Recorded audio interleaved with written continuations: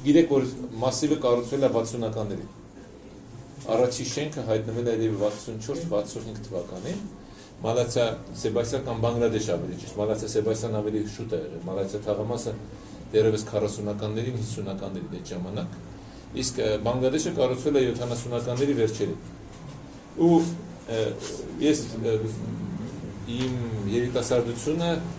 դպրոցական տարիներն անցկացրել եմ Աչափնյակում, Լենինգրադյան ավելի շուտ փողոցում։ Մի բարեկամ ունենք, գաջագործ էր, ապայիս մեր լեզվով ասած դվայրոդի եղբայր։ Մեր տանը ինչ-որ փոքրիկ գործեր ունենում, հրավիրում էինք, մեկ էլ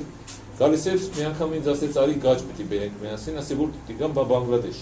Ասի ժողովուրդ, ես որտեղ ես տանում ինձ, Բանգլադեշ ինչ գործ ունեմ է։ Վերջ ասեց, կգաս կնկարագրեմ, ինձ ուրեմն իմ տնից հիմա որ գնում եմ այդտեղ, ընդամենը 5 րոպե է մեքենայով։ Բայց ինձ թվաց, չգիտեմ, մի հատ երկար ճանապարհ եմ ասում, գնացի այդ շենքերից մեկը, մի խոսքով ասեցի, այս մարդիկ ոնց են ստեղ ապրելու։ Բայց պարզվեց հետո ճակատագիր ինձ հետ մի քիչ այդ առումով դաժան վարվեց։ Ես եկա Մարս գործարան աշխատելու 90 թվականին, Մարս գործարանը հայտնի ռոբոտների գործարանն է, եթե լսել եք։ Հետո դա հայ-ռուս գույք պարտքի դեմ պայմանագրով տվեցին ռուսներին, ամենաժամանակակից գործարանն էր, որ կառուցվեց 88-ից 94 թվականներին։ Ես այնտեղ աշխատել եմ 2 տարի, վերջի պաշտոնս եղել է գլխավոր տնօրենի տեղակալ, գլխավոր տնօրենը Ստեփան Նեմիրճյանն էր։ Ուրեմն ես հայտնում եմ Բանգլադեշ արդեն 90 թվականին, սկսում եմ այնտեղ աշխատել, այնտեղ ընտրվում եմ падգամավոր, հետո այդ գործանից այնտեղ տուն եմ ստանում։ Հետո ես թվում է էլի դուրս կգամ այդտեղից, հետո պարզվում է ոչ, քաղաքորթի падգամավորից բացի դառնում եմ ազգային ժողովի падգամավոր 95-ից 99, թվում է էլի վերջ։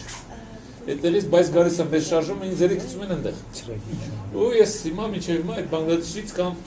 Մալացիա Սեբաստիայից չեմ բանում, փոխվում։ Ինչ որ է։ Սա պատմություն է, որ ինձ հետ է կապված, որը համբերիտասարդություն է հիշեցնում, հատկապես Մարս գործարանի աշխատելու տարիները, ամեն երևանյան իրականություն է, որտեղ 93-ից 96 ինձ համար մասիվ Բանգլադեշ կամ որևէ այլ տարածք որևէ նշանակություն չունեցել, նույնն է եղել։ Ամեն մեկի իր խնդիրներով եւ խնդիրներով, հենց որ մասիվ ցույց խնդիրներ գիտեմ, բանգլադեշցիներ գիտեմ, կենտրոնիներ գիտեմ, ու ոնց որ թե չի փոխվել։ Ինչ որ եղել է 20 տարի առաջ չի փոխվել։ Ես մի ցավալի փաստ արձանագրեցի, երբ որ ծրագրերն էի կարդում, ուսումնասիրում, ինչ է պատրաստում անել քաղաքային իշխանությունը այս տարի, ինչ է պատրաստվել եղել 3 տարի առաջ, 4, 5 կամ 10 տարի առաջ, բայց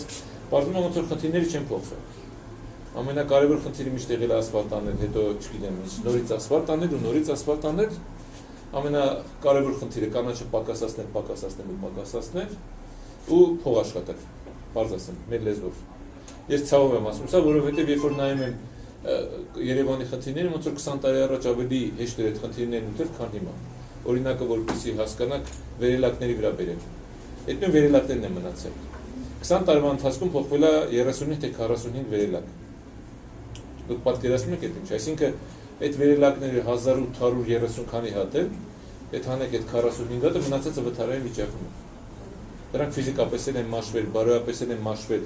ով որ օգտվում է վերելակներից գիտի, թե դա ինչ է նշանակում։ Ուրեմն շենքերի ընդհանրապես մաշվածության աստիճանը գնալով ու մի քանի չափանիշներ կա, ես դες մի քիչ կվախեցնեմ, որ իմանանք, Երևանում 85% շենքերը այլևս իր նորմաներից անց են, որ շահագործվում են, երասենք օպերայի շենքը դա կառուցվել է միշտ, այսպես ժամկետ չունի շահագործման։ Հա, նույն կառավարության շենքը։ Ասեմ, բայց Աչափնյակը կառուցվել էր 25 տարվա համար։ Եթե տեղյակ չեք, ուղղակի իմացեք, որ 60-ականներին, երբ որ Խրուշչովը փորձում էր մրցակցել Արևմուտքի հետ, ինքը առաջին այցելությունների, ավելի շուտ այցելություններից մեկում լինում է Լոնդոնում եւ Մանչեսթերում, այնտեղ տեսնում է շենքերը, այնտեղ հարցնում է, այս շենքերը հետո 90-ականներին եմ տեսել, անբնակ շենքեր էին, պետք է քանդեին, դեռևս չէին քանդել։ Հարցնում է, ինչ շենքեր են, ասում են դե պատերազմից հետո, որպեսզի կարողանանք մենք մարդկանց բնակելի պայմանները, որպեսզի կարողանանք մենք արագ այսպիսի շենքեր ենք կառուցել, ինքը գալիս նույն վիճակում է խորհրդային միությունն առնում, այնտեղ կոմունալ հարմարություն է, հիշում եք, մի բնակարանում 3-4 հոգի են ապրում, հրահանգ այդպես է տալիս, որ սկսեք կառուցել այդ 25 տարվա շենքեր։ Ու նաև երկրորդը հրահանգն է տալիս, որ կոմունիզմը 80 թվականներին արդեն կտեսնեք կառուցված։ Դա դրա մեջ է մտնում։ Այսինքն այդ շենքերը, որ կառուցվեցին 60-ականներին, 80-85 թվականին այս շենքերը պետք է քանդվեն։ Բայց Աչափնյակի շենքերից երևի 10 շենք քանդված լինի կամ ոչ։ Ես ինչու այս վիճակից սկսեցի, որովհետև քաղաքային իշխանությունը մեր ժամանակ միգուցե չէինք կարող 93-95 թվի եմ ասում, հետագայում պարտավոր էին, բայց հետագայում ես նայել եմ բոլոր ծրագրերը, որևիցե մի ծրագիր չկա, որտեղ վերաբերի բարեք այս շենքերի ընդհանրապես վերանորոգմանը կամ նորմատիվների բերելու։ Թեկուզ 4 տարվա ծրագիր ունեն 590 էջանոց մի ծրագիրը, որտեղ եւ գնահատականներն են տրված եւ այն միջոցառումները, որտեղ ձեռք առնում են եւ ինչ պետք է ունենանք։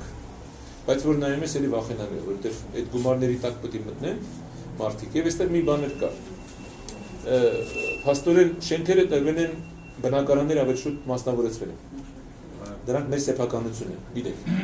91 թվականին, երբ որ հողը սեփականաշնորհվեց, դրանից հետո հաջորդ սեփականաշնորհման փաստաթուղթը, որ ընդունվեց Գերագույն խորհրդի կողմից, որ Երևան քաղաքում եւ ընդհանրապես Հայաստանում բնակարանները դարձեցին մասնավոր սեփականություն։ Հիմա շատ հեշտ է թվում, գիտեք։ Բոլորից շատ սովորական է թվում, բայց մենք երբևիցե էսի նկատի ունեմ այն ժամանակվա իշխանության ներկայացուցիչներից էս հանդիպումներում են նույնիսկ մերոնց չենք ասել։ Երբ որ բացատրում ենք, ասում ասեք, որ իմանանք։ Հա այդպես է, այդ բնակարանները, այդ բնակարանները եղել են պետական, դրանք ժամանակավոր օգտագործման տվել են խորհրդային միության քաղաքացիներին, ասենք ինձ էր։ Դա երբ որ նույնիսկ իմ հորիցս պետք է անցներ ինձ, բավականին լուրջ պրոցեդուրա էր։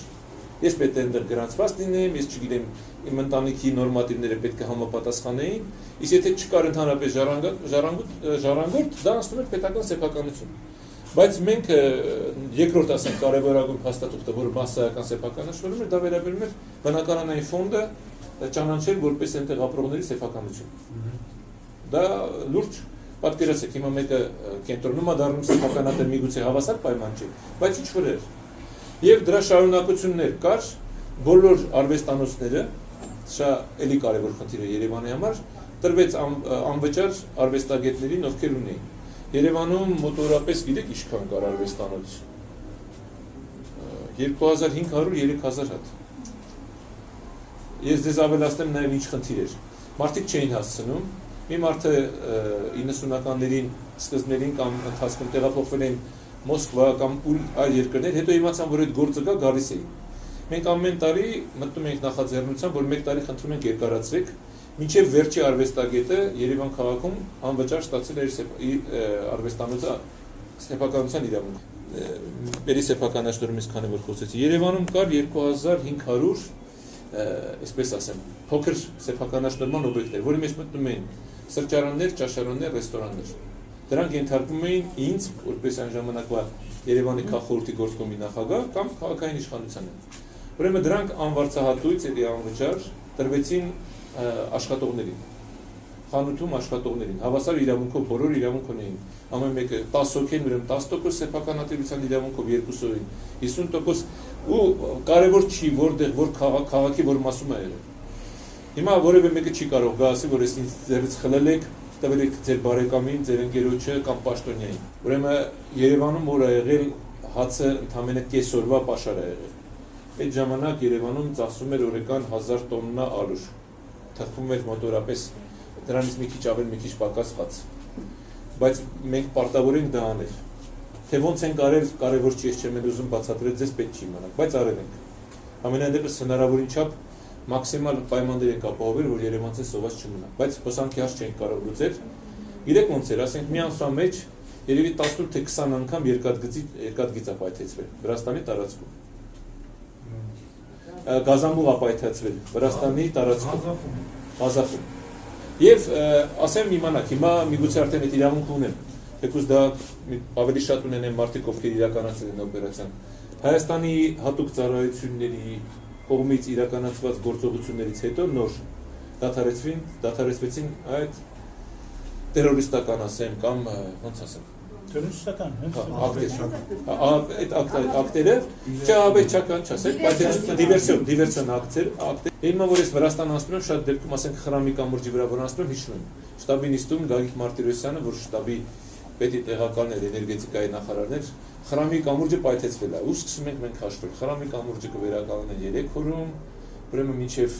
նորից ընդեղից գա 2 օր 5 օր մնացինք առանց մազութի դե արի սկսի մազութը գրամներով բաժանել բայց ես ասեմ ինչեր նաև իսկապես մութ եւ ցուրտ կարող ենք ավելի լավ ապրել մի ձև կար լավ ապրելու եթե օգտագործված արտադրված հոսանքը այն ինչ որ հասնում է Երևանի տրվեր մենք կարող ենք Երևանին տալ 8-ից 12 ժամ հոսանք բայց այդ դեպքում Ղարաբաղում հոսանք չէր ուրեմն այդ տարիներին Ղարաբաղում եղել է 24 ժամ հոսանք դա եղել է պետական խնդիրը դրված ես ավելին էլ ասեմ խնդիրը ոչ թե պարտադրված է եղել մեզ երևանցիներիս այլ խնդիրը դրված է եղել մեզ ընտրելու հնարավորություն տալով Տեր-Պետրոսյանն այդ հարցը դրել շտաբի նիստում ասեց ինչքան հոսանք կարող եք տալ Գագիկ Մարտիրոսյանն ասեց Երևանում մենք կարող ենք տալ մինչև 12 ժամ հոսանք ասեց ինձ ասեց վաղ որոշեք Երևանի քաղաքային իշխանությունում քննարկեք որոշեք կամ դուք ստանում եք այդքան հոսանք կամ մենք Ղարաբաղին հոսանք չենք տալիս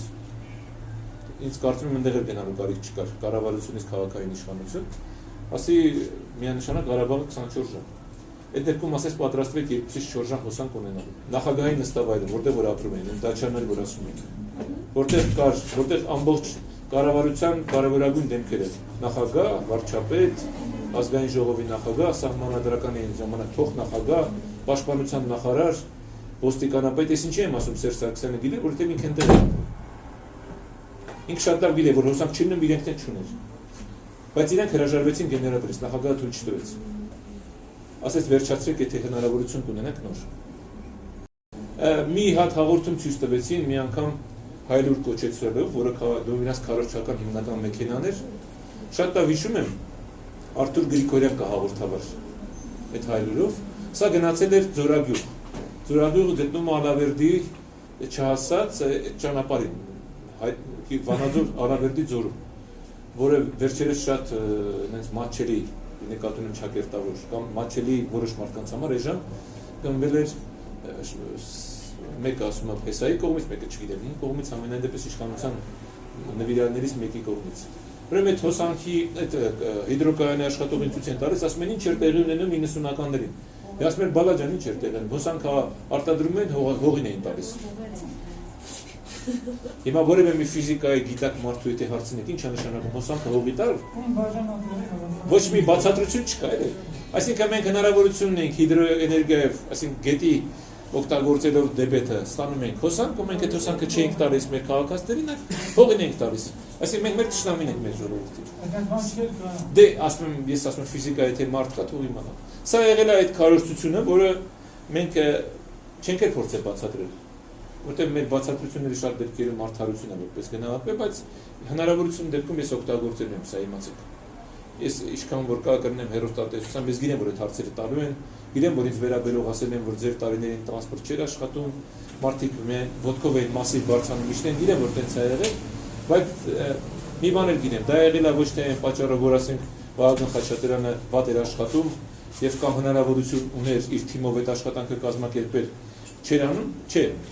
Ես եղել եմ միջավայրից իմացեք ավելի շատ ընդդիմություն, քաղաքորթում, որտեղ իշխանությունը համբարձում Գալստյանն էր, որ հրաժարական տվեց, եւ երբ որ մենք հաղթեցինք ընտրություններում 4-րդ թե 5-րդ քվեարկության ժամանակ, իմ հակառակորդները միշտ ՀՀՇ-ի ներկայացուցիչներ են եղել, այդ մարդիկ պարտվեցին, եւ ոչ ոք դրանից հետո ինչ չպարտադրեց, որ ես ՀՀՇ-ի անդամ դառնար, ոչ ոք ինչ չպարտադրեց, որ ասենք կրթության համակարգի դպրոցի տնօրենները պետք է դառնան ՀՀՇ, եւ երբևիցե այդպիսի խնդիր դրված չի եղել, դա էլ իմացեք, ի տարբերություն ներկա իրավիճակի։ Կուսակցական պատկանելիությունը հաշվի չեն կարել մարդկանց հետ աշխատելու ժամանակ։ Ինձ համար ամենակարևորը որ ունեն պրոֆեսիոնալներ մարդիկ, որոնք տիրապետում են կարող են աշխատել։ Իմ մտքով է չի անցել, գիտեք ինչ կա, որ այս մարդը կուսակցական է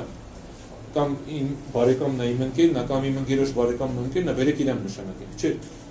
Ինձ համար կարևորն եղել է, որ այդ մարդը կարողանա աշխատել։ Կարապելիչի մոտով է անցնում, Կարապելիչի չկար։ Ես իմ մանկության եւ երիտասարդության հիշողության մեջ Կարապելիչը միշտ եղել է, իր կարապներով։ Այդ ժամանակ լիճը կար, կարապ չկար, ջուր չկար։ Ասի պետքա վերականգնենք, ուրեմն ես ընտրվել եմ դեկտեմբերին, մայիսի 1-ին կարապները կային, հիշում եմ թե կարապները ինչ մեծ դժվարություններով գնացին Գորկից թե Վարոնեժից բերեցին, խեղճ կարապները պարզվեց հետո բան են բերել, ինչ որ սևեր ու սպիտակները իրար հետ չեն սիրում։ Մի հատ պատմություն էր այդտեղ, հետաքրքիր էր։ Իմ մոտ այդ 80-ականների Երևանն է, իդեալական Երևան եղել, իր կանաչով, իր մարդկանցով, մաքրությամբ,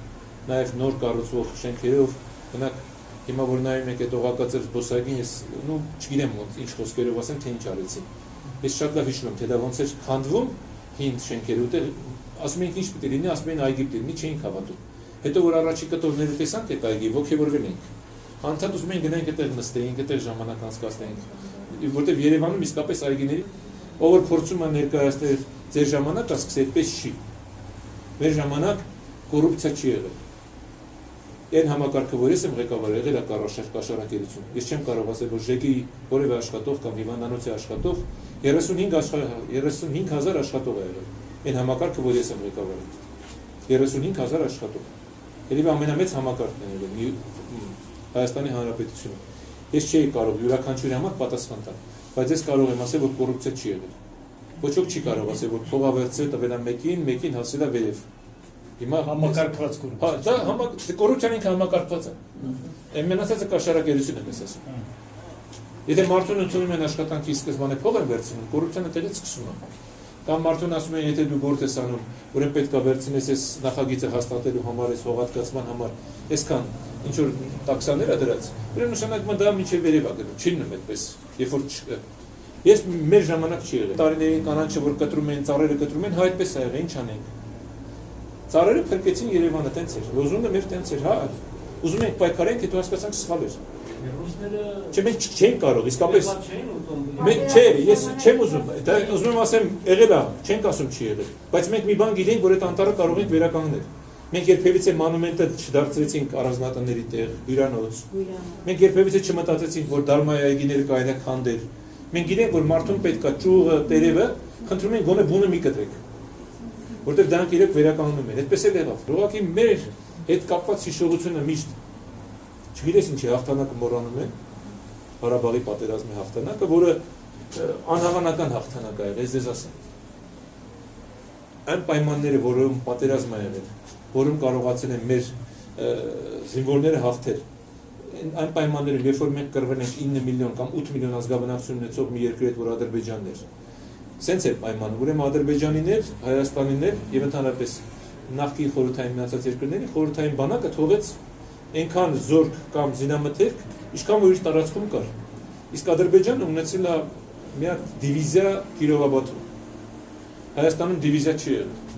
Գունդա է, ավելի շուտ մենք ունեցել ենք բանակ։ Բայց բացի բանակից, որ կար Ադրբեջանում, առանձին մի դիվիզիա դեսանտային եղել է Կիրովաբադում։ Առանձին մի մեծ դիվիզիա եղել է հակաօդային Բաքվում։ Երկու բանակային ստորաբաժանում է եղել ամբողջ Ադրբեջանում։ Դիվիզիա չի, կորպուս է, որտեղ բանինը Բաքվինը կորպուս է։ Ավելի մեծ։ Դիվիզիան սովորաբար 8-ից 10,000 է, կորպուսը 2.5 դիվիզիա ոնց որ դե։ Այսինքն տեսեք մի այդպիսի Ադրբեջան